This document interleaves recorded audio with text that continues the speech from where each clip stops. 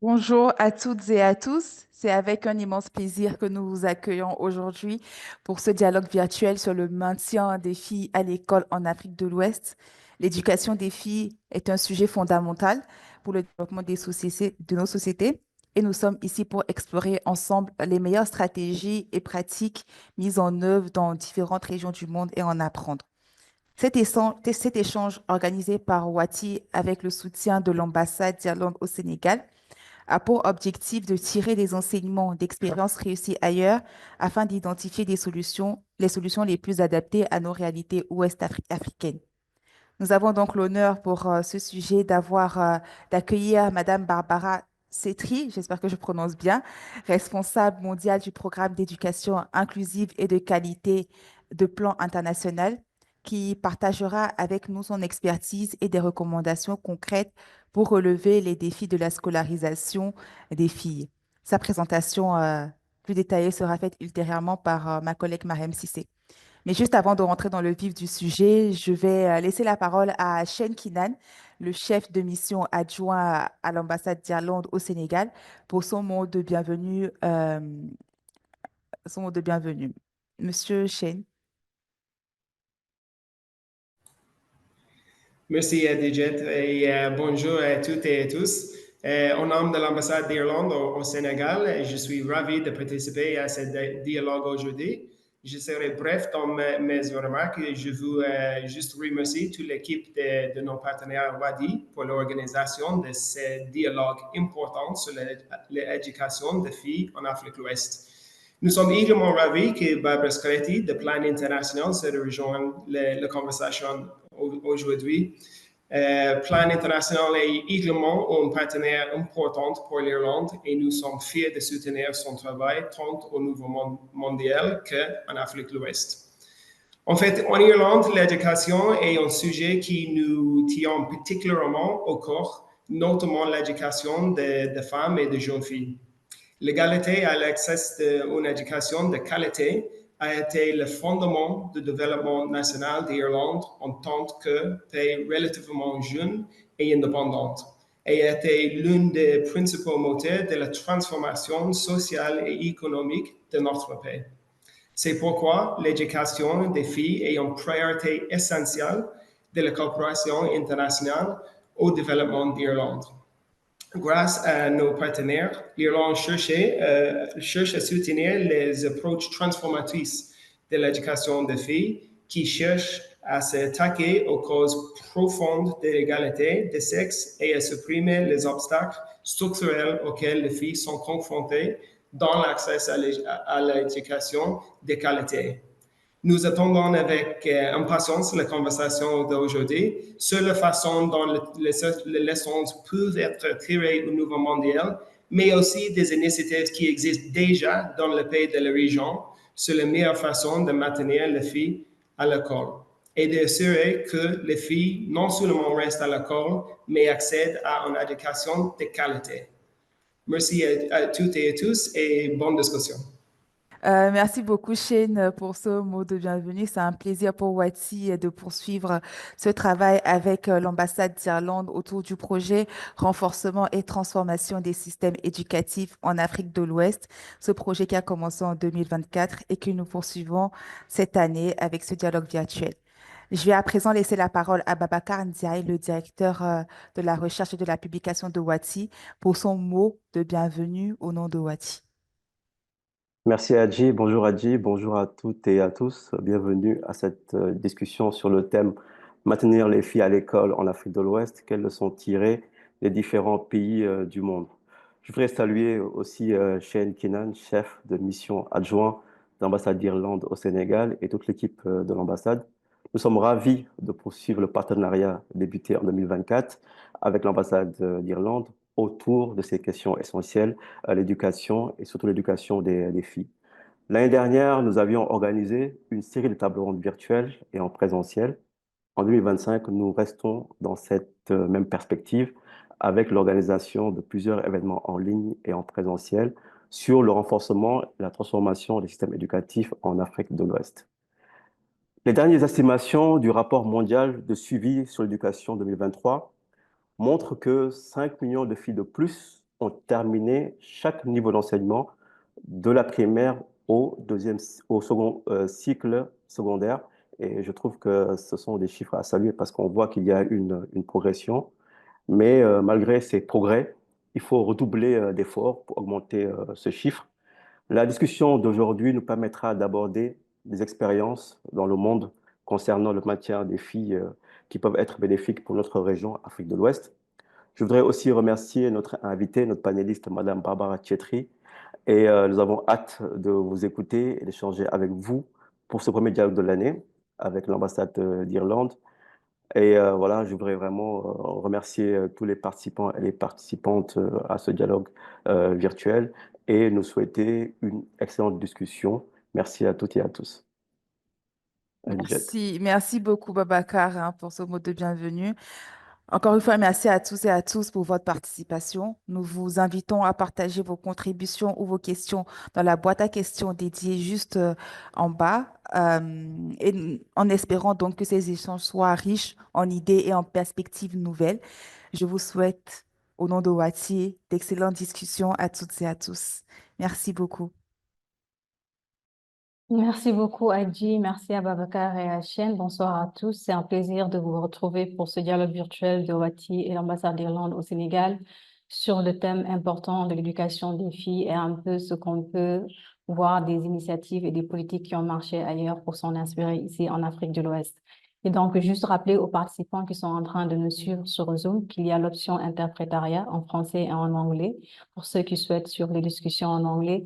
Et aussi aux participants qui sont en train de nous suivre sur Facebook Live, vous avez la possibilité également de poser vos questions qui seront relayées tout à l'heure à notre invité. Et comme Babacar l'a dit, nous recevons aujourd'hui Madame Barbara Tchetri, qui est responsable programme éducation inclusive et de qualité à plan international. Plan international qui est une organisation humanitaire et de développement mondial qui travaille avec et pour les droits des enfants et des jeunes, en particulier des jeunes filles. Elle apporte une grande expertise dans la défense du droit des enfants et des filles à une éducation de qualité, et donc avec plus de 20 ans d'expérience professionnelle dans des contextes de développement et d'aide humanitaire au niveau mondial, régional et national. Elle est donc une championne de l'éducation inclusive et de qualité, une experte en matière de programmes et de stratégies. Et l'expérience de Madame Barbara dans les pays couvre plusieurs pays d'Afrique subsaharienne, d'Asie et du Moyen-Orient. Et dans ses fonctions actuelles, elle supervise et assure la direction stratégique du portefeuille mondial de programmes d'éducation de plan international. Merci beaucoup à vous d'avoir répondu à cette invitation, Madame Tchetri. Donc, pour aller un peu dans le vif du sujet, la première question que je vais vous poser peut-être, Madame Tchetri, c'est de nous dire un peu, selon vous, les obstacles qui sont les plus fréquents à la scolarisation des filles et comment un peu ces défis varient-ils entre les pays que vous connaissez. Merci. Merci beaucoup, Mariam. Merci à toutes et tous pour votre présence. Je vais parler en anglais car je ne pratique plus trop mon français, mais je comprends un petit peu. Donc, cela fait partie de l'éducation, communication et du langage, n'est-ce pas, lorsque nous parlons d'éducation. Aussi longtemps que nous arrivons à nous comprendre, nous pouvons alors communiquer et progresser. Le défi est de faire en sorte que les filles se rendent à l'école, mais également de les y maintenir. Nous avons notamment parlé de l'écart entre les garçons et les filles qui se réduit. Nous avons notamment vu des progrès, en particulier pour l'école primaire, où le taux d'éducation en garçons et filles est presque égal.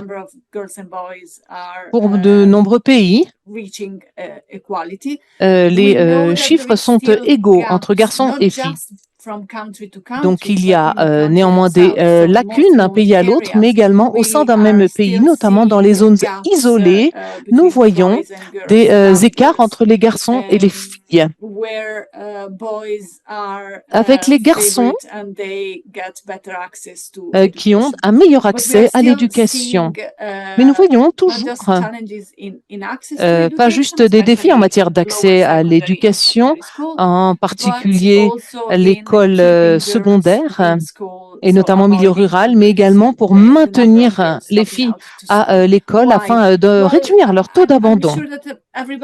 Donc, je suis sûre que tout le monde sait qu'une des raisons principales est économique, les facteurs économiques, les familles qui ont des contraintes économiques et doivent faire un choix, et souvent pour des raisons culturelles, en raison de l'environnement dans lequel elles vivent, les garçons ont la priorité car il est estimé que les garçons auront probablement de meilleurs emplois s'ils finissent leur éducation, alors que les filles ensuite se marieront et intégreront le foyer de leur époux. D'autres facteurs, donc notamment le mariage. Pourquoi éduquer une fille si par le futur elle sera mariée et prendra ensuite soin de sa famille? Mais à l'école elle-même, alors que les garçons ont la priorité et sont plus appuyés, et que les filles abandonnent plus car leurs voix ne sont pas entendues à l'école, car elles n'ont pas non plus suffisamment confiance en elles. Il y a donc un très grand nombre de facteurs qui contribuent à une absence ou un manque d'accès. Il nous faut donc également lutter pour que les filles soient maintenues à l'école. Donc, nous pouvons parler encore très longtemps des obstacles à l'éducation des filles, mais donc il sera intéressant de parler des solutions afin de maintenir les filles à l'école. Je vous rends donc la parole, Mariam. C'est pour cela que nous avons cette table-ronde. On va plus s'accentuer sur les solutions, voir ce qui a marché ailleurs et comment est-ce que nous, ici en Afrique de l'Ouest, on pourra capitaliser sur cela.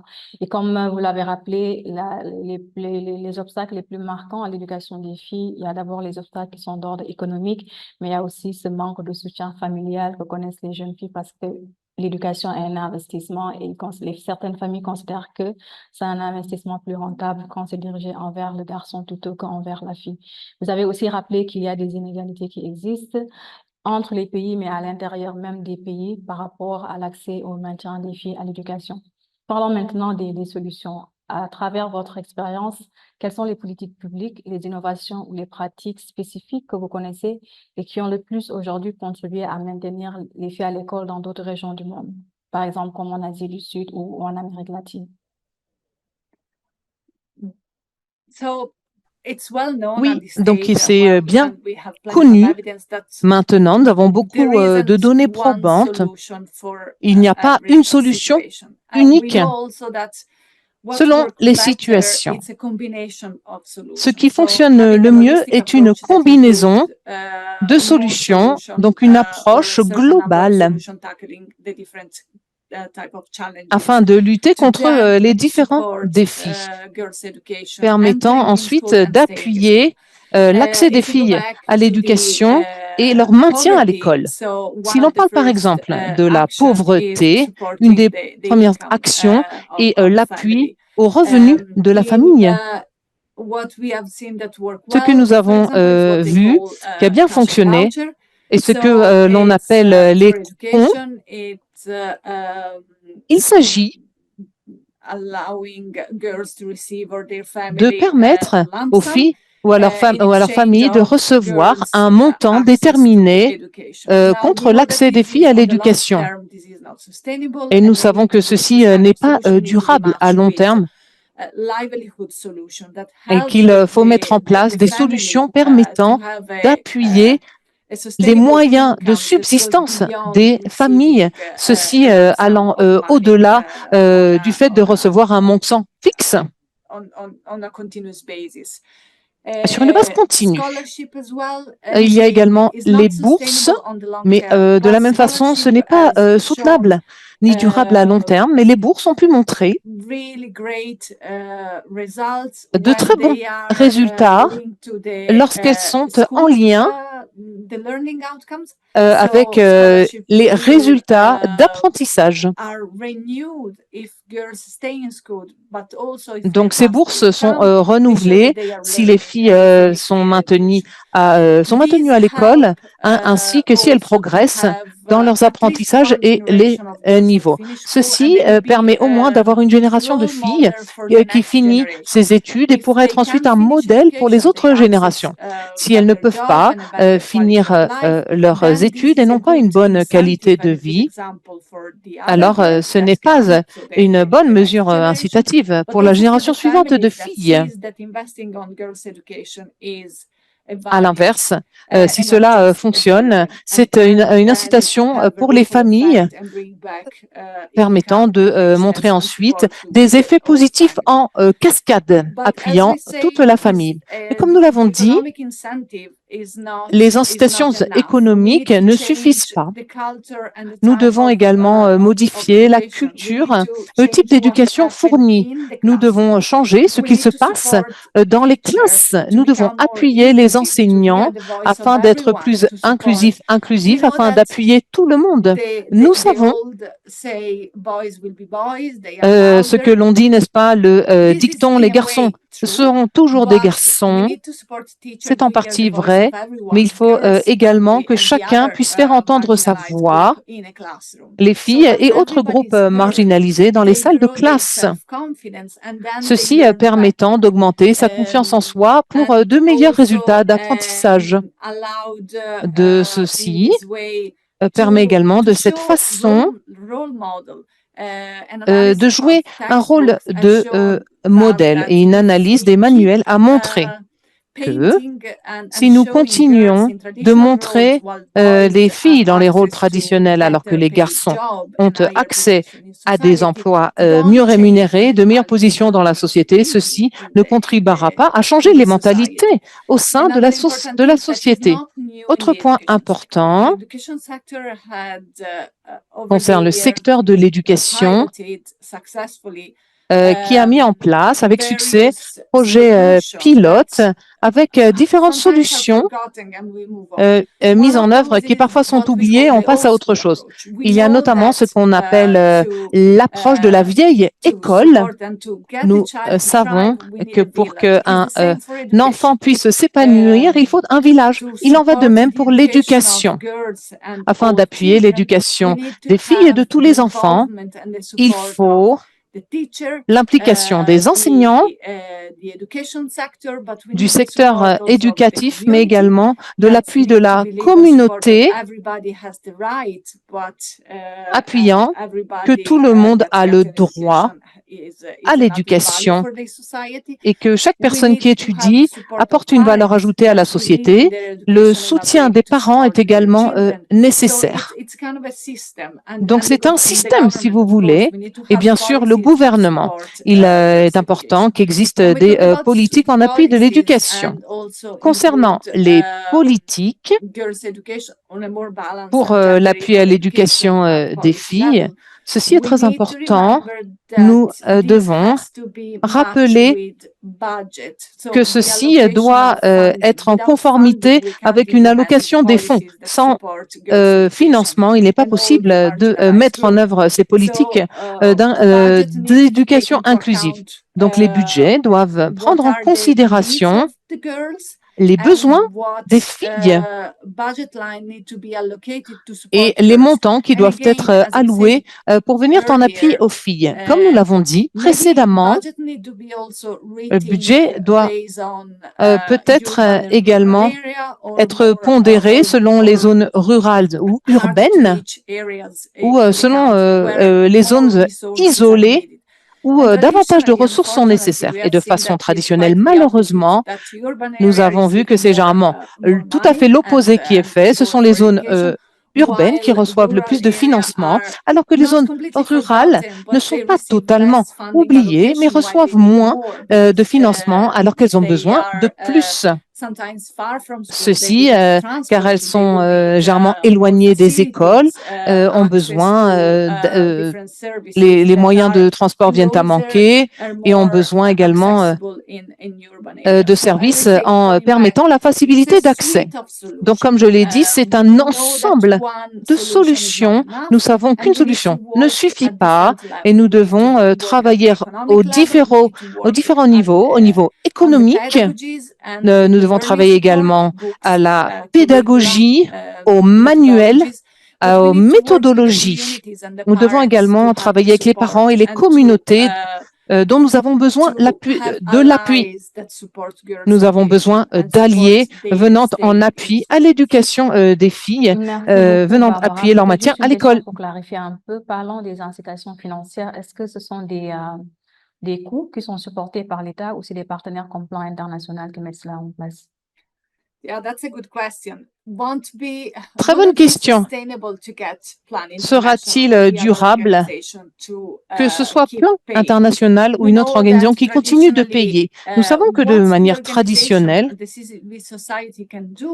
ce que peut faire une organisation, c'est le démarrage, l'amorce et les projets pilotes afin de recueillir notamment des preuves et données probantes disant que telle ou telle initiative marche ou ne marche pas et a un réel impact sur l'amélioration de la vie des filles et leur éducation et d'obtenir l'appropriation du gouvernement, car c'est très important d'avoir l'appui du gouvernement pour rendre ces solutions pérennes. Maintenant, nous sommes en pleine crise économique partout dans le monde. Le système traditionnel était basé sur l'aide publique au développement, dont les niveaux sont en baisse. Nous devons maintenant partir à la recherche de nouvelles solutions, de nouveaux partenariats. Nous devons nous rapprocher du secteur privé. Le secteur privé, néanmoins, est un partenaire et non pas un acteur qui peut imposer les solutions. Nous savons que cela ne marche pas. Les choses qui ont été mises en œuvre et dont les pilotes ont été réalisés doivent être adaptés et ne pourraient pas correspondre à une solution pour l'Afrique de l'Ouest. Je pense alors que l'élément crucial est celui des partenariats, d'être partenaires égaux, mais également d'inclure l'expertise de tout le monde, d'impliquer bien sûr le gouvernement à la barre de tout cela, le gouvernement qui est responsable de la fourniture de services, dont l'éducation pour toutes et tous. C'est très clair. Merci beaucoup pour cela. Et peut-être l'autre question que je vais vous poser, c'est par rapport aux différentes solutions que vous avez énumérées, quels sont selon vous les facteurs clés de succès de ces pratiques-là qui ont permis quand même si les contextes sont un peu différents, d'avoir des résultats quant à l'accès au maintien des filles à l'école dans d'autres régions? Facteurs clés de succès, flexibilité, trouver des solutions flexibles, mais également penchez-vous sur le parcours des filles. Il est important de se concentrer sur l'accès à l'éducation et le maintien à l'école. Nous savons ce qu'il en est des ODD qui se penchent sur une nouvelle façon de voir l'éducation, se concentrant au moins sachant que le niveau primaire n'est plus suffisant. Nous parlons maintenant d'un parcours tout au long de la vie. Le pré-primaire est essentiel. Nous savons que lorsque les enfants, les filles et que tout le monde a accès à l'éducation aussitôt que possible, restera plus longtemps à l'école, aura plus de succès d'une classe à l'autre et apprendront ces compétences qui sont aujourd'hui essentielles pour un nouveau marché. Collaboration, résolution de problèmes, égalité et se pencher sur la diversité comme étant une richesse et non un problème. Toutes ces compétences sont élaborées et démarrent dès la maternelle. Si nous n'appuyons pas les jeunes et les filles pour être éduqués aussitôt que possible, le risque est de les rater. Ensuite, ils pourraient ne jamais finir leur parcours d'éducation, mais avec également pour risque d'abandonner l'école. Nous avons vu, par exemple, dans beaucoup de contextes, un problème avec la langue, avec des populations notamment qui sont en déplacement et ne parlent pas la même langue que celle qui est enseignée à l'école. Et lorsqu'un enfant ou une fille se retrouve dans une école où l'enseignante ne parle pas sa langue, il est très difficile d'apprendre. Donc, vous voyez tous ces éléments, s'ils sont accessibles aussitôt que possible, portent des fruits et ont des conséquences très importantes. Mais ce qui fonctionne également est une combinaison de solutions et pas une approche unique. Plan a notamment élaboré, s'est penché sur 6 éléments différents à appuyer afin de changer l'environnement. Tout d'abord, travailler sur les normes de genre, travailler avec les communautés, travailler avec les écoles afin de changer les normes de genre, appuyer l'éducation, mais également appuyer la diversité au titre de valeur. Autre élément, l'accent mis sur l'autonomie. Comme l'on dit, si dans une classe, vous n'êtes pas entendu, vous ne pouvez pas avoir confiance en vous. Et donc, les filles risquent ensuite de se retirer et d'abandonner l'école. Nous devons donc travailler sur ce point-là. L'accès à l'éducation n'est pas suffisant. Lorsque les filles sont à l'école, elles doivent se sentir écoutées, sentir que ce qu'elles disent est important et qu'elles ont un rôle à jouer. Nous devons également aider les garçons et les hommes à appuyer l'éducation des filles. Ils doivent être nos alliés. C'est un parcours, car nous savons, lorsque tout le monde a accès aux services, dont l'éducation, alors c'est la société dans son intégralité qui est plus stable, qui a une meilleure croissance économique, qu'il y a un meilleur accès à la santé, etc. Donc, il s'agit que tout fonctionne en fait mieux. Mais il est nécessaire que toutes les parties de la société travaillent ensemble. Nous parlons des défis économiques. Si nous n'aidons en effet pas les filles, les familles à aider la situation afin d'en appuyer l'éducation, nous savons que dans de nombreuses parties du monde, l'éducation est gratuite, en particulier pour l'école primaire et dans beaucoup de pays également pour l'éducation au collège, mais nous savons qu'il y a des coûts liés à l'éducation qui sont d'autres, par exemple le coût de l'uniforme, le coût des manuels scolaires, ainsi que le coût du transport. Si vous n'habitez pas proche de l'école, vous devez vous y rendre en transport. Donc, vous voyez tous ces coûts qui doivent être appuyés. Donc, il y a des solutions à court terme pour cela qui permettent aux filles, notamment via l'accès aux bourses, mais à long terme, nous devons appuyer les moyens de subsistance des familles pour qu'elles puissent prendre soin d'elles-mêmes et de leur famille.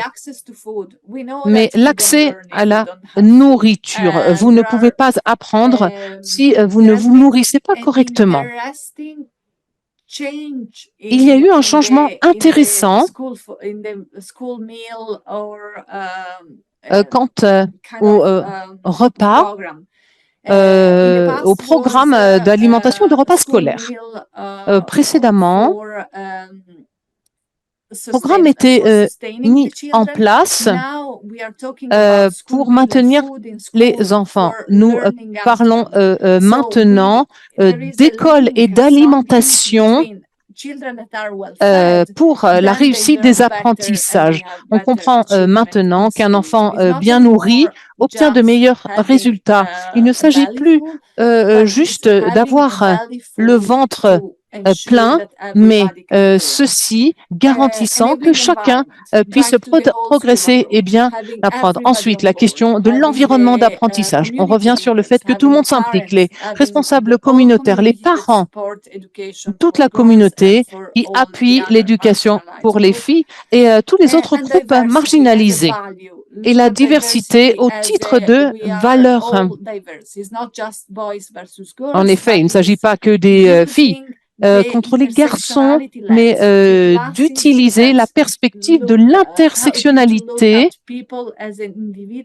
et de regarder les personnes comme étant des individus qui ont différentes strates qui font ce qu'ils sont. Les filles ne sont pas un groupe unique. Au sein des filles, il y a des filles en situation de handicap qui rencontrent un défi supplémentaire. Il y a des filles qui viennent des zones rurales, alors que des filles viennent des zones urbaines. Des filles viennent de familles également plus traditionnelles. Ainsi, regarder les filles comme étant un seul groupe ne suffit pas. Des solutions flexibles doivent être mises en place, notamment au cas par cas. Merci voilà, beaucoup, c'est ce que j'avais à vous Barbara. dire. Je vois qu'il y a des participants qui ont déjà la main levée. Juste rappeler qu'on va vous donner la parole dans la deuxième partie. Et pour ceux qui ne souhaiteraient pas prendre la parole directement, vous pouvez toujours poser votre question dans la box chat ou questions et réponses. La prochaine question que je vais vous poser, Barbara, c'est justement par rapport à tous ces ensembles de facteurs que vous venez de citer. Et la dernière qui dit particulièrement que les filles ne représentent pas vraiment un groupe homogène. Il y a une grande diversité. Parmi celles-ci, il y a les filles qui sont à mobilité réduite, qui partagent, qui portent peut-être un handicap, etc. Les filles du milieu urbain et du milieu rural. Et donc, en fonction de ces différentes diversités, il y a des solutions qui sont adaptées et surtout aller vers une combinaison de solutions et ne pas justement prendre une seule comme étant la solution miracle. Mais par rapport à toutes ces approches-là que vous venez de citer, et j'imagine avec votre expérience de travail dans différents pays du monde, il y a eu quand même des défis ou bien des difficultés que ces approches-là ont dû surmonter. Et comment est-ce que ces approches-là, surtout les programmes qui ont été mis en avant par plan international, ont parvenu à surmonter ces défis-là, qu'ils soient d'ordre économique, social, culturel, ou tout simplement liés à la grande diversité que représentent les filles? Le premier défi, je pense, est celui de l'adoption de la perspective de l'intersectionnalité. Ceci n'a pas été fait de manière systématique, même au sein de plans internationaux. Donc, ceci est très important. En termes d'approche, nous savons, par le passé, on parlait des enfants, des élèves en général. On s'est rendu compte que non, ils ne sont pas tous les mêmes. Il faut se pencher sur les différences entre les garçons et les filles. Une fois que ceci a été fait, ce n'était encore pas suffisant. Il y a d'autres couches de diversité.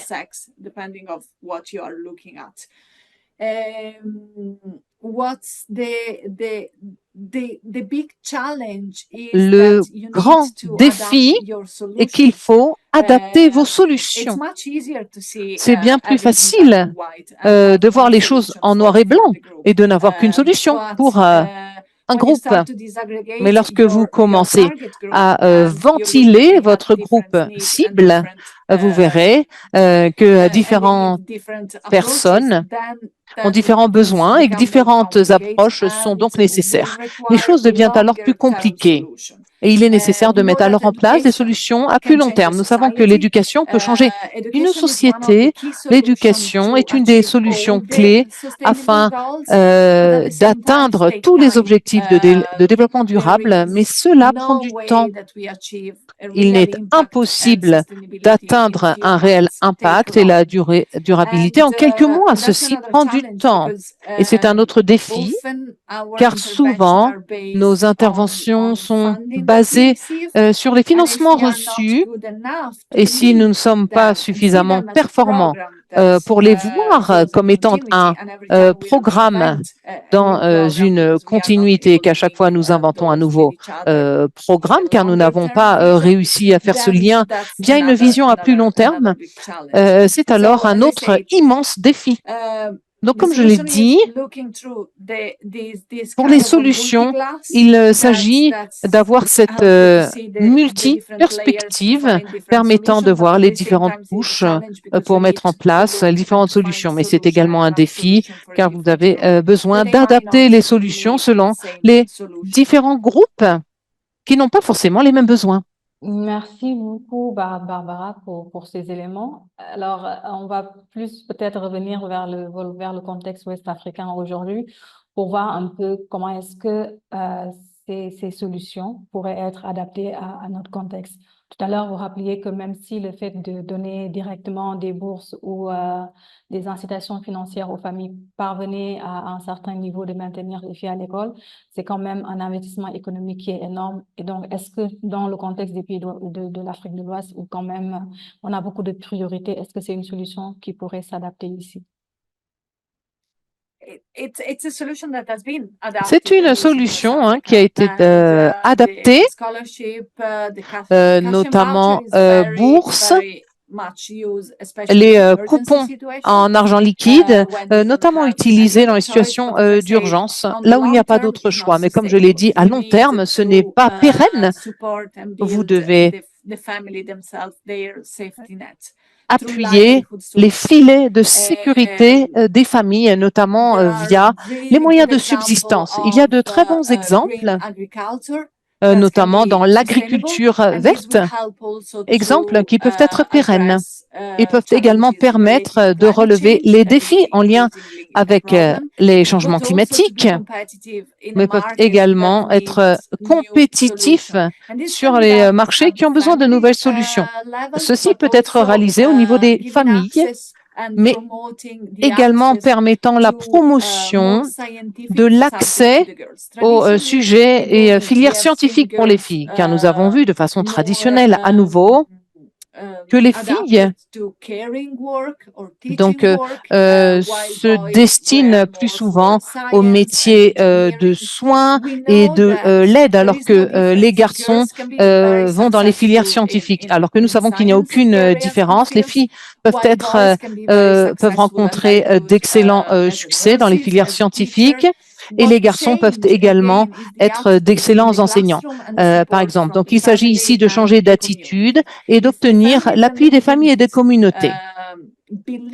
Si les familles et communautés sont persuadées que chacun peut avoir cette chance et choisir, c'est une gigantesque possibilité, car davantage d'apprenants peuvent avoir accès à cette économie verte y apportant leurs connaissances, ainsi que les nouvelles idées, car nous savons qu'une nouvelle génération apporte de nouvelles idées à nouveau. Alors, pour revenir à l'Afrique de l'Ouest, la région de l'Afrique de l'Ouest, pour l'accélération de l'éducation, a très bien fonctionné, mais il y a encore trop d'enfants qui ne vont pas à l'école, trop d'enfants et de filles. Donc, le programme d'accélération de l'éducation a très bien fonctionné et a aidé les plus jeunes enfants jusqu'à 11-12 ans pour ensuite, leur permettant ensuite de se rendre à ce qu'on appelle les écoles formelles, mais également d'autres apprenants notamment les adultes qui ne pourront plus revenir à l'éducation primaire, sauf s'ils sont extrêmement motivés pour ensuite suivre les cursus de primaire et secondaire et faire leur transition vers le marché pour notamment avoir les compétences nécessaires, par exemple, pour réussir dans la vie. Nous avons des solutions notamment pour les élèves plus âgés qui combinent l'accélération de l'éducation de base sur les sujets académiques couplés à de la formation professionnelle, de sorte qu'ils puissent être préparés sur le marché de l'emploi. Mais à nouveau, il faut combiner toutes ces initiatives avec le renforcement de l'autonomie et du choix des filles qui doivent connaître quels sont leurs droits et les services auxquels elles peuvent accéder. Il est très bien connu qu'une fille éduquée aura un meilleur accès à la santé, aura une meilleure vie, aura un meilleur accès à des emplois bien rémunérés, mais également aidera à construire la résilience de sa famille et de sa communauté et pourra également lutter contre les changements climatiques. Et nous avons besoin que tout le monde s'y mette dans ce contexte de crise climatique, notamment pour réduire les risques. Notre élément dont nous avons besoin, la participation de toutes et tous, dont des filles en matière de paix et de stabilité. Nous savons que les sociétés mieux éduquées sont plus stables. Sans parler de maintien de la paix, c'est plus politique, mais si l'on parle de résolution de conflits, ceci doit être enseigné à l'école, savoir comment ne pas se résoudre à la violence pour résoudre les conflits. Ceci doit être enseigné à l'école et le plus tôt sera le mieux. Notamment si l'on sait comment résoudre un conflit de façon pacifique et qu'on l'apprend dès le plus jeune âge, ceci vous aidera tout au cours de votre vie. Et à nouveau, la capacité à résoudre les conflits de façon pacifique n'est pas le seul élément. Nous savons que l'élément économique ainsi que l'environnement sont d'importants facteurs qui contribuent à la stabilité de la société, mais ils contribuent très largement et doivent être pris en considération. Tout ceci travaillant ensemble et développer dès le plus jeune âge. On peut résumer ça, toutes les solutions sont importantes, mais il y a un travail préalable à faire qui consiste à faire comprendre aux gens, à la population et aux communautés l'importance d'avoir des filles qui soient éduquées et l'importance et la plus-value que cela va avoir sur la société sur le long terme, que ce soit sur des questions de santé, que cela soit sur des questions de paix, de sécurité et d'environnement également. Mais pour faire ce travail-là, j'imagine qu'il faut beaucoup de sensibilisation, beaucoup de communication, surtout avec les familles et la communauté de façon générale. Et la question que je vais vous poser, c'est justement comment mobiliser les communautés locales pour qu'elles soutiennent davantage l'éducation des filles aujourd'hui. Est-ce qu'il y a des stratégies communautaires que vous connaissez dans d'autres pays, dans d'autres régions qui ont particulièrement fonctionné? Oui, nous savons que le fait de travailler avec les communautés et obtenir leur soutien est tout à fait essentiel afin de garantir que les filles ont accès à l'éducation et se maintiennent à l'école. Comment garantir cela? Nous devons garantir le soutien, notamment des leaders communautaires qui peuvent avoir une influence positive sur les autres membres de la communauté. Les parents également doivent être impliqués, ainsi que les associations, parents et d'enseignants, les associations d'enseignants qui peuvent sensibiliser les parents, mais également être champions de la cause pour influencer les autres familles dont les enfants, par exemple, ne vont pas à l'école. Donc l'appui par les pairs. Il y a également les médias, radio, télévision, avec des messages qui rappellent ou qui montrent aux personnes quelle est la valeur ajoutée de l'éducation, mais également les modèles.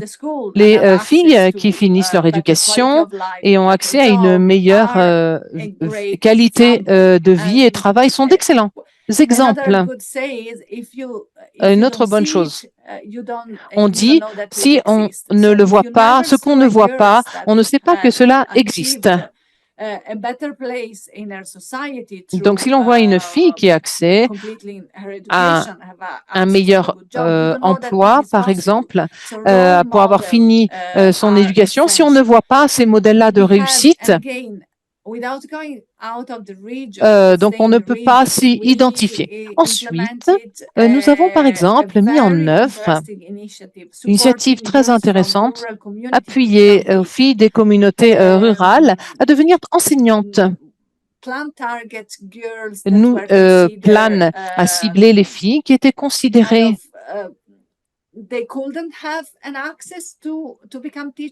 comme ne pouvant pas être enseignantes,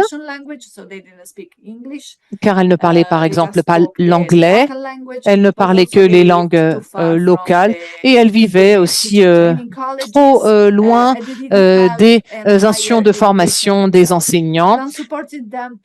Plan les a appuyées pour accéder aux écoles locales pour devenir enseignantes assistantes.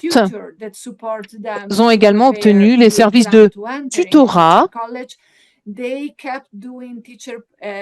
leur permettant ainsi d'apprendre les bonnes pratiques d'enseignement, ceci au niveau des écoles locales, leur permettant également d'accéder à l'examen et énormément d'entre elles ont réussi.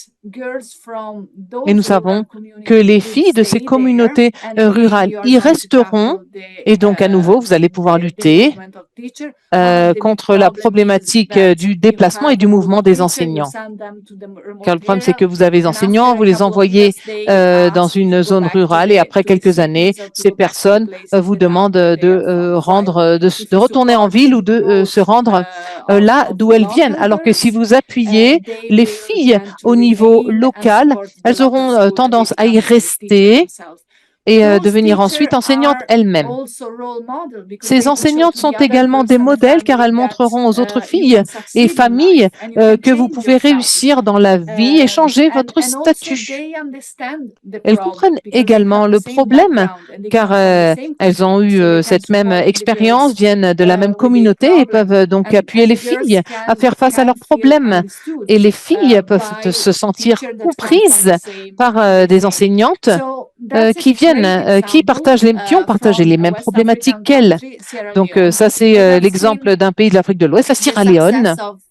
Nous avons vu donc ce succès des filles qui sont devenues indépendantes et qui ont également fait la promotion et aidé les filles plus jeunes à rester à l'école car les problématiques réelles sont parfaitement connues et partagées. Exemple, comme vous l'avez rappelé, qui est important, qui permet à ces filles-là d'être utiles à leur communauté en tant qu'enseignantes, mais surtout de montrer à d'autres filles, à d'autres familles que c'est possible.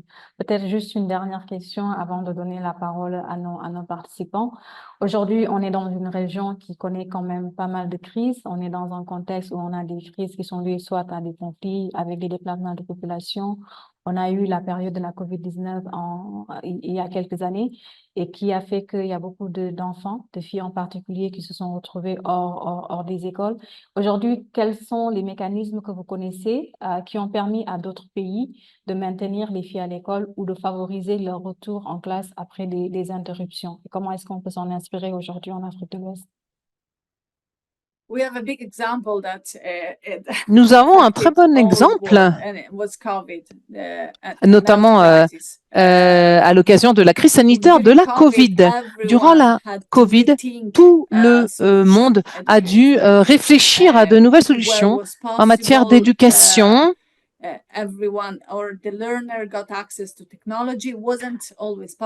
Il n'a pas été toujours possible pour les apprenants d'avoir accès aux technologies et donc pour revenir à l'accès à l'éducation des filles, les familles n'avaient pas accès aux technologies et c'est souvent les garçons, lorsque c'était possible, qui avaient un meilleur accès aux technologies, c'est les garçons qui avaient la priorité. à la fin de la pandémie, nous avons vu que toutes les filles ne sont pas revenues à l'école, ce qui a fonctionné dans la plupart des cas.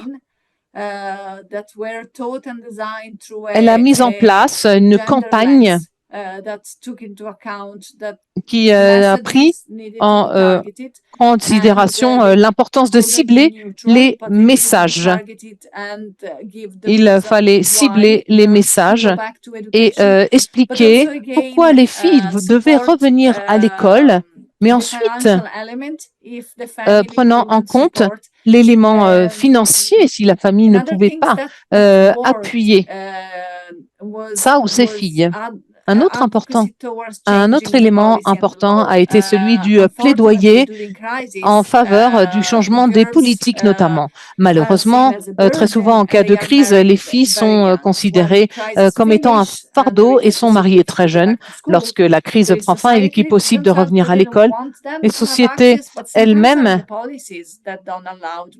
parfois n'avaient même pas les politiques en place permettant aux filles mariées ou aux jeunes mères de reprendre leurs études ou leur éducation. Et lorsque c'était le cas, les possibilités de flexibilité n'étaient pas possibles, des solutions ciblées étant donc nécessaires. Donc à nouveau, je reviens ici aux solutions flexibles. Vous voyez, et adapter l'éducation aux horaires notamment adaptés pour les jeunes filles, incluant également les activités, par exemple, génératrices de revenus. Et s'il s'agit de femmes avec de jeunes enfants, de proposer également des services de garde d'enfants pour que les jeunes mères également puissent apprendre plusieurs heures par jour. Donc, tout ce type de solutions flexibles qui, généralement, ne sont pas inclus dans le parcours général scolaire, qui néanmoins sont nécessaires pour ce type de groupe afin que ces filles et jeunes femmes soient éduquées. Où ces solutions flexibles que vous venez de citer ont vraiment porté des résultats où elles ont été mises en œuvre. Nous avons vu par exemple au Zimbabwe l'exemple d'une communauté où les filles étaient mariées à un très jeune âge et n'avaient pas la possibilité de finir leur éducation. Donc un ensemble de solutions a été adopté. Une de ces solutions a été l'accès à une éducation flexible, leur transmettant notamment des compétences professionnelles, leur permettant ensuite d'avoir accès au marché du travail. Donc ce type de solution leur a ainsi permis d'avoir accès aux sujets académiques, mais également à des compétences bien plus pratiques et outils leur permettant d'avoir accès au marché de l'emploi. La question de travailler également avec le reste de la communauté, leurs maris et leurs pères, permettant de leur prouver que leur éducation sera une richesse et une valeur ajoutée pour eux-mêmes et leurs enfants. Il y a également le dialogue intergénérationnel, le fait de réunir différentes générations afin qu'elles puissent comprendre pourquoi les filles et les femmes doivent être éduquées et pourquoi on doit leur permettre d'accéder à l'éducation et de se maintenir à l'école. Et ceci a été couronné de succès. Comme je l'ai dit, au tout début, l'idée était d'offrir un programme d'éducation flexible pour qu'elles reviennent ensuite à l'école, au parcours général. La plupart d'entre elles ont décidé que ceci ne les intéressait pas et qu'elles préféraient obtenir des compétences académiques de base, lecture, écriture, mathématiques, avec également des compétences plus pratiques et professionnelles professionnelles, notamment pour pouvoir elles-mêmes Merci contribuer beaucoup aux pour le revenus de leur partage, famille. Barbara. En effet, c'est une solution qui permet à certaines filles qui se sont retrouvées hors du système scolaire classique d'avoir quand même des possibilités d'avenir en se formant. Je vois qu'on a 2 participants qui ont la main levée. On va leur donner la parole avant de revenir vers vous. Yenji Mario Nekamo, si vous souhaitez toujours parler, Pape, est-ce que tu peux autoriser la discussion? Vous pouvez activer votre micro. Allez-y. Allô? Hi everyone. Hi. Hi.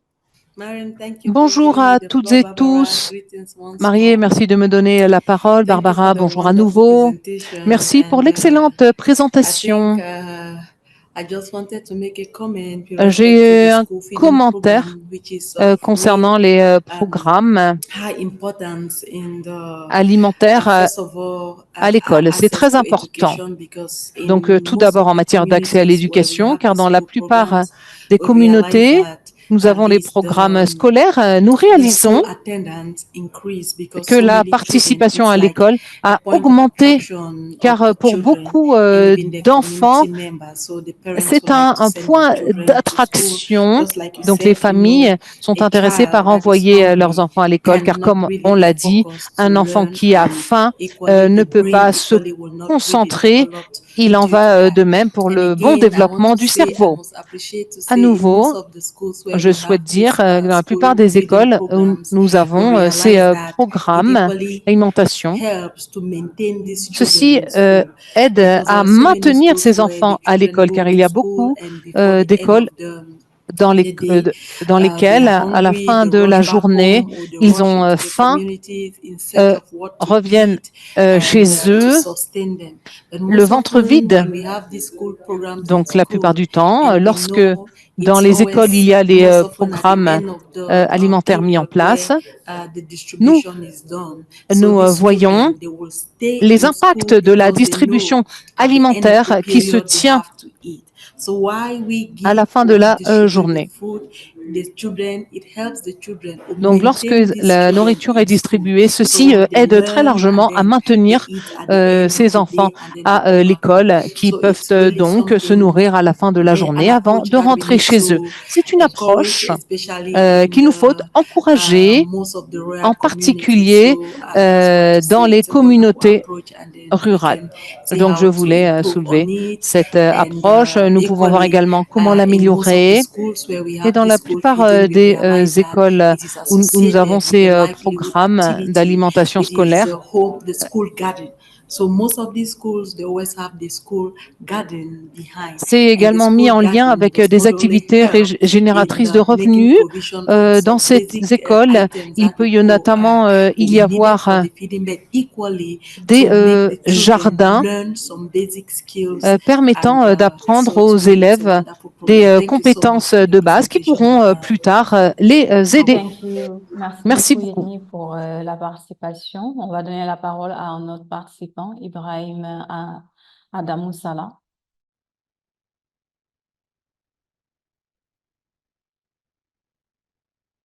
Ibrahim Adamou Salah, vous pouvez activer votre micro, s'il vous plaît.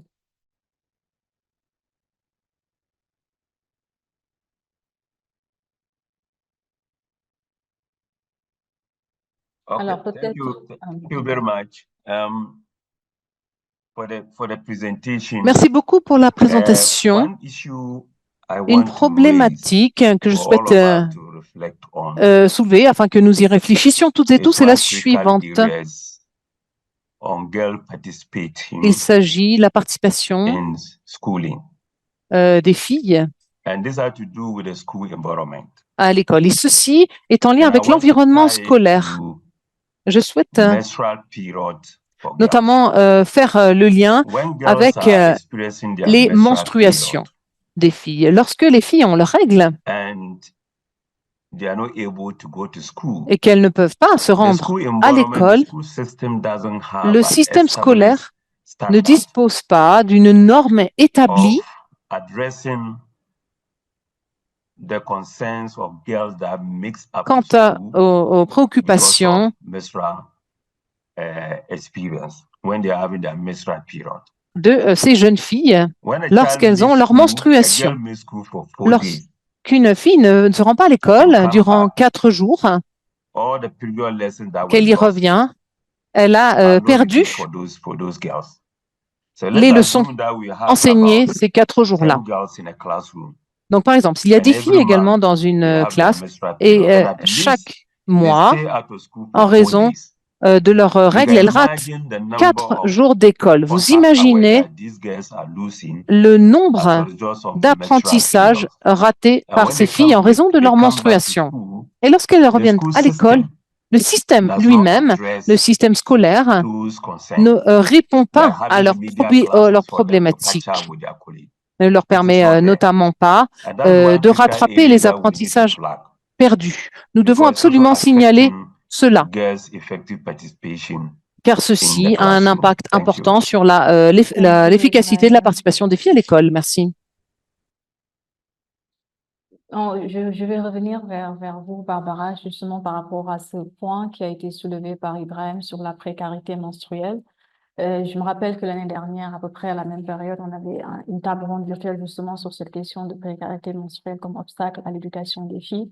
Et les principaux constats qui sont revenus, c'est de dire qu'il y a cette absence-là de toilettes adéquates dans les écoles, dans la plupart des pays de la région, l'absence de protection hygiénique et souvent même les infirmeries qui ne fonctionnent pas dans les écoles, et cela fait que pour certaines, elles manquent des jours de cours et ce sont des jours qui s'accumulent sur l'année et qui a un impact sur leurs résultats scolaires et qui peut être facteur d'abandon scolaire. Justement, en travaillant sur ces questions avec le plan international, quel exemple pouvez-vous nous donner d'initiatives qui ont adressé directement cette question de précarité menstruelle et qui aujourd'hui ont eu des résultats satisfaisants?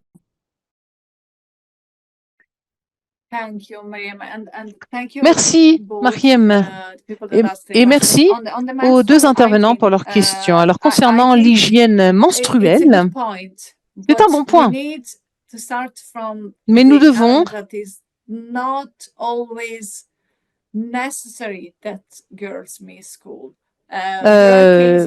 selon le point de vue selon lequel les jeunes filles ne doivent pas forcément rater l'école. Parfois, en effet, c'est très douloureux, mais souvent, elles ne se rendent pas à l'école car il n'y a pas les services et l'hygiène nécessaires, notamment la question des toilettes dédiées aux filles. Les filles elles-mêmes n'ont pas de protection menstruelle disponible. Elles ne peuvent pas non plus se changer. Donc, elles ne vont plus à l'école car elles ne peuvent pas se protéger et ressentent de la honte. Il y a également une absence d'information et de connaissances quant aux règles, ce que cela signifie et comment obtenir un appui si nécessaire. Tous ces éléments doivent être enseignés ensemble. Il y a de bons exemples dans lesquels les écoles ont amélioré les toilettes avec des toilettes pour garçons et pour filles, permettant également le respect de l'intimité des filles qui peuvent ainsi se changer. Il y a également l'information concernant les menstruations, la période des règles et comment répondre à leurs besoins. Ces informations donc sont transmises notamment via les clubs scolaires, les clubs de filles, les après-midi. Ce sont de bons endroits pour les enseignants ou les facilitateurs, facilitatrices pour échanger avec les filles quant à l'hygiène menstruelle et l'appui nécessaire. Mais il y a également des clubs scolaires au sein desquels les filles elles-mêmes ont produit et ont créé des protections menstruelles réutilisables, réduisant également l'impact environnemental connexe. Et pour celles qui ne peuvent pas, proposant également une solution pour les filles qui n'ont pas accès aux matériaux nécessaires qui doivent être renouvelés.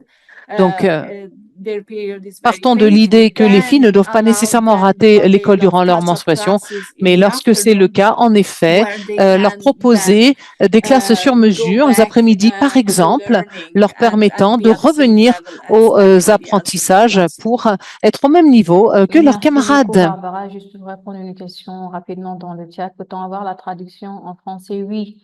Vous pouvez juste trouver la traduction en français en vous connectant au canal français ici sur l'écran à droite sur le bouton interprétariat.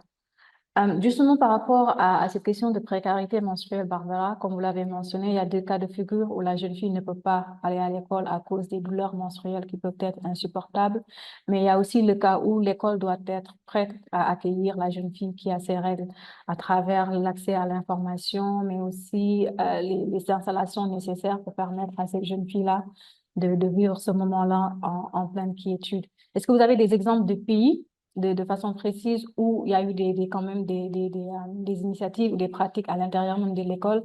Vous parliez de clubs de discussion qui ont quand même porté des résultats aujourd'hui. Il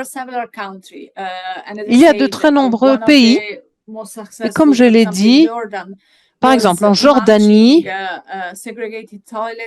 il a été mis en place des toilettes accessibles, hygiéniques, avec de l'eau notamment, et également la tenue durant les heures de classe de sensibilisation à l'hygiène et à cette problématique, mais également de permettre aux filles ou aux clubs de mères de produire des serviettes hygiéniques pouvant être utilisées, notamment pour réduire le coût des serviettes hygiéniques que tout le monde ne peut pas s'acheter. Il y a également la question de l'éducation des garçons. Nous savons que les règles concernent les filles, mais les garçons doivent savoir que les filles ont les menstruations tous les mois, que cela fait partie de la nature, qu'il faut appuyer les filles si nécessaire. À nouveau, il faut que les hommes et les garçons soient les champions afin s'appuyer les uns les autres et de comprendre que ceci fait partie de la vie et de la nature en général. Il y a notamment des clubs de discussion au sein desquels, au début, il est mieux que soient séparés les garçons et les filles pour que l'information soit reçue et les questions posées entre pairs. Mais à un moment, il est important de les réunir toutes et tous ensemble pour montrer qu'il ne faut pas avoir honte. Comme je l'ai dit, ceci fait partie de la vie et de la nature et doit être géré de façon très confortable. Un point, je reviens ici au programme d'alimentation scolaire. Et vous avez parlé notamment des potagers scolaires. C'est une excellente solution pour de nombreuses raisons. C'est une bonne solution car ceci aide à complémenter l'alimentation scolaire, mais peut également être une classe en dehors de l'école où il est possible d'apprendre l'agriculture durable, la nutrition, les sciences. Il y a des pays dans lesquels j'ai vu, par exemple, au Cambodge, l'intervention de plans qui utilisaient les potagers scolaires comme classe en dehors du bâtiment scolaire pour enseigner les sciences, notamment la biologie, mais aussi pour les sujets académiques comme par exemple littérature et langue. Ceci est très innovant. Donc même si vous n'avez pas, quand vous n'avez pas l'espace à l'intérieur, vous pouvez utiliser l'espace extérieur. Et ceci peut également accroître les capacités des communautés, être résilientes, car vous pouvez partager les connaissances, notamment quant aux cultures les plus durables et résistantes notamment par rapport aux inondations en période de sécheresse. Ceci peut aider, comme je l'ai dit, à complémenter les programmes d'alimentation scolaire, mais également aider les enseignants qui parfois ne reçoivent pas toujours un salaire mensuel, leur permettant de vendre une partie des fruits et légumes, par exemple, exemple, qui ont poussé et complété leurs revenus. Donc, le potager scolaire est en effet une excellente solution. C'est une bonne chose, notamment, oui, pour lutter contre un ensemble de problèmes. Deux dernières questions avant de finir. Tout à l'heure, vous parlez de la durabilité des solutions, justement, qui consistent à améliorer l'accès, mais aussi à maintenir les filles à l'école, partant du fait que ce sont des solutions qui ne peuvent pas être supportées par les gouvernements seuls et des gouvernements qui peuvent être dépendants souvent de l'aide internationale et qui aujourd'hui est en train de se réduire considérablement. Et donc, la question que je vais vous poser, c'est quels sont les modèles de partenariat entre gouvernements et ONG comme plan international et peut-être même le secteur privé qui ont montré un impact durable sur l'éducation des filles dans d'autres pays dans le monde et qu'on pourrait peut-être répliquer ici en Afrique de l'Ouest. Oui, c'est une bonne question. Nous devons trouver de nouvelles solutions, en effet. Il y a de très bonnes idées qui existent, mais il faut que le gouvernement soit pleinement impliqué. Il doit allouer suffisamment de ressources pour l'éducation et d'avoir des plans clairs qui donnent une direction claire, une feuille de route, si vous voulez. Lorsque nous disposons de cette feuille de route claire, basée sur des preuves et données probantes claires, vous pouvez alors attirer les fondations, secteur privé, et comme je le dis, l'importance des partenariats, par exemple, avec les entreprises de communication, pour mettre en place, par exemple, l'apprentissage à distance pour les étudiants, mais également pour les enseignants et enseignantes. Nous devons, pour améliorer les compétences des enseignants, d'enseignantes, généralement ceci se fait une semaine durant leurs vacances, donc il leur est demandé de faire une formation de quelques jours et ensuite ils s'en vont et voilà. Ceci n'est pas pérenne. Un appui continu est nécessaire. Les enseignants doivent pouvoir poser leurs questions, ont besoin de tuteurs et ils ont besoin également d'un appui entre pairs. Donc, nous avons vu que l'apprentissage à distance en utilisant la technologie et la collaboration avec ces entreprises technologiques aide les enseignants, enseignantes, les aide à se maintenir à jour et d'améliorer leurs techniques et compétences. Ça, c'est par exemple un bon partenariat.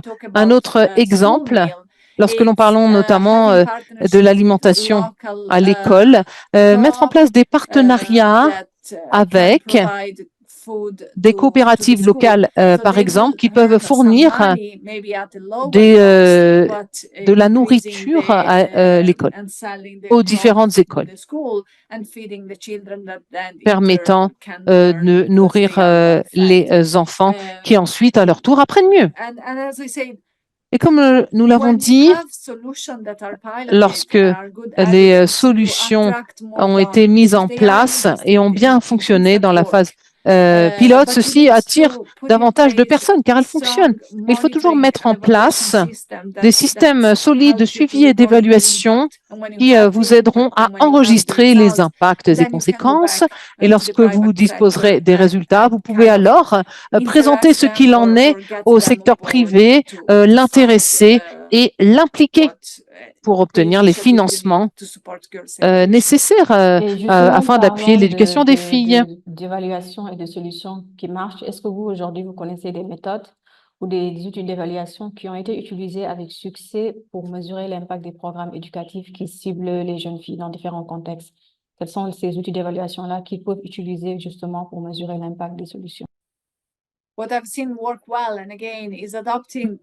ce que j'ai vu est donc le fait d'adopter cette perspective de l'intersectionnalité. Lorsque vous arrivez à ventiler les données, lorsque vous pouvez raconter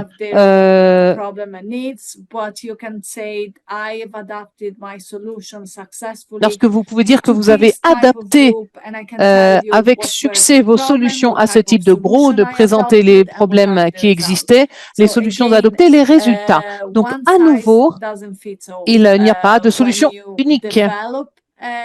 Lorsque vous élaborez une initiative, vous devez commencer par la théorie du changement via la perspective de l'intersectionnalité, mais vous devez également mettre en place un système de suivi et d'évaluation solide, incluant les filles et la communauté elle-même. Ils seront alors plus attentifs et même plus volontaires à participer et appuyer votre initiative. Et en fin de compte, le recueil d'informations.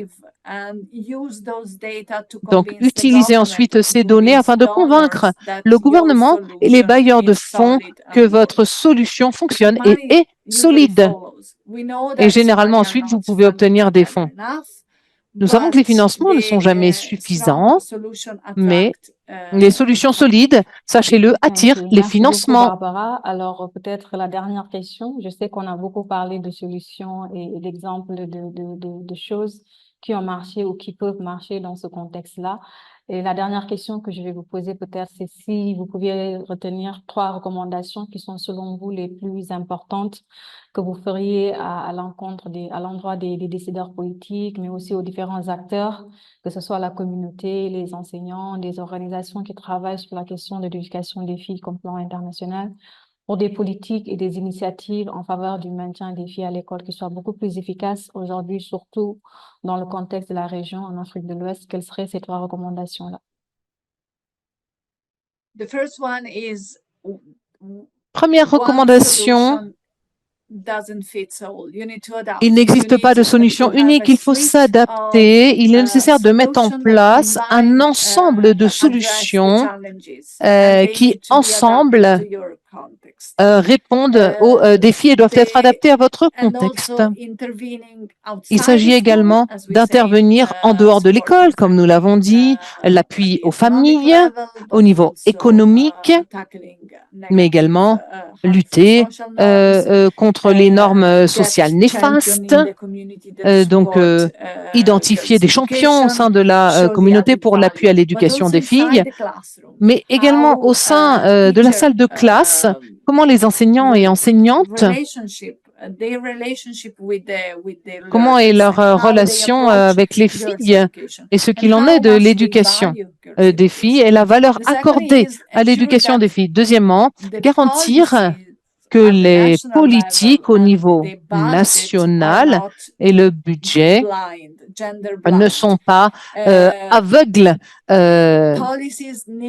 aux différences entre garçons et filles. Les politiques doivent se pencher particulièrement sur les filles, mais également les autres groupes marginalisés, les personnes en situation de handicap, les personnes qui vivent dans des zones isolées.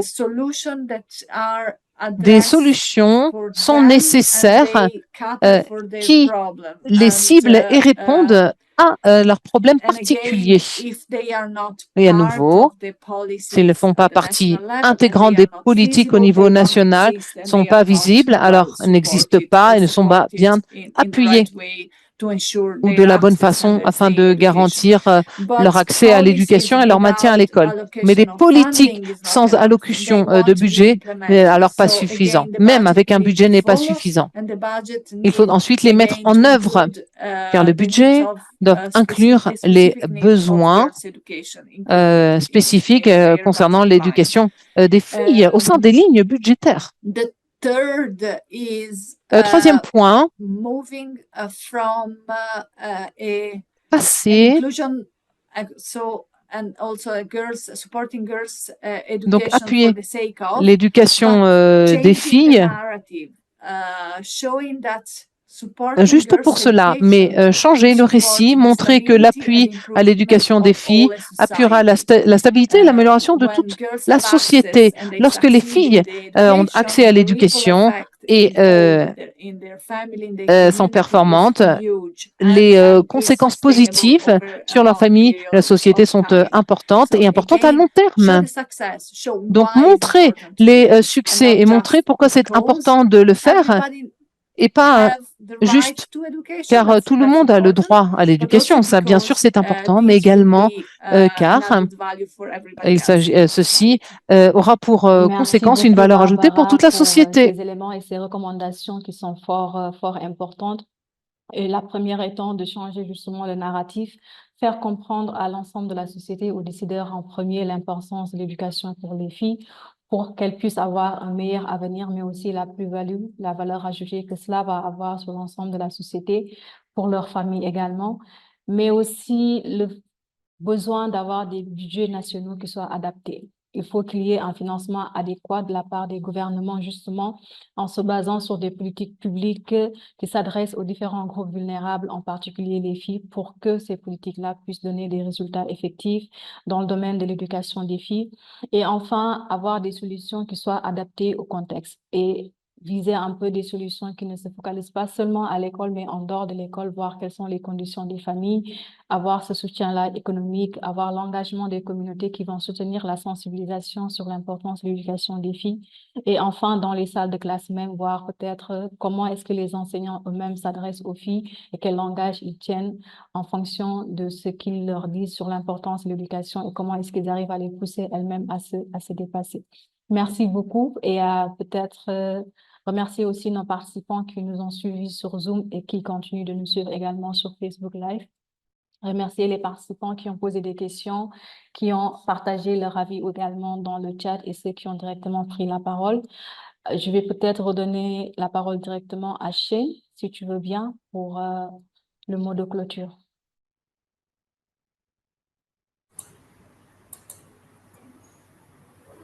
Merci Mariam, je profite de service de traduction de m'exprimer en anglais. No, I just really want to thank you, Wadi, and also our guest today, Très Barbara, chaleureusement à vous tous et tous et merci beaucoup à Barbara pour ces discussions très intéressantes. Ce que je retiens pour moi, notamment, et ce qui a été souligné par Barbara concernant l'approche globale et la perspective de l'intersectionnalité. Donc, ceci est tout à fait essentiel en matière d'approche. Comme je l'ai dit, l'Irlande est pleinement impliquée au soutien de Wati, notamment en matière d'éducation en Afrique de l'Ouest, en particulier pour les filles et les femmes. Et donc, nous travaillons également avec Plan International dans le monde et dans cette région. Merci beaucoup pour l'organisation de cette convention et nous espérons pouvoir continuer cette collaboration. Merci également aux participants qui sont intervenus. Merci pour les commentaires et suggestions également proposées dans la fenêtre de conversation. Merci beaucoup, Shane, pour ces mots et pour le soutien dans la collaboration pour ce projet qui est important pour nous, pour la transformation et le renforcement des systèmes éducatifs en Afrique de l'Ouest. Juste rappeler aux personnes qui sont en train de nous suivre que l'enregistrement de ce webinaire sera disponible dès demain sur notre page YouTube et sur nos différents sites et que nous pourrons continuer justement à communiquer dessus sur les différents constats et recommandations qui ont été partagés par Barbara. Et on se retrouve le mois prochain avec une autre table ronde sur les systèmes éducatifs, mais cette fois-ci avec un focus sur la formation des enseignants qui représente quand même une composante importante du système éducatif de façon générale. Merci et à bientôt.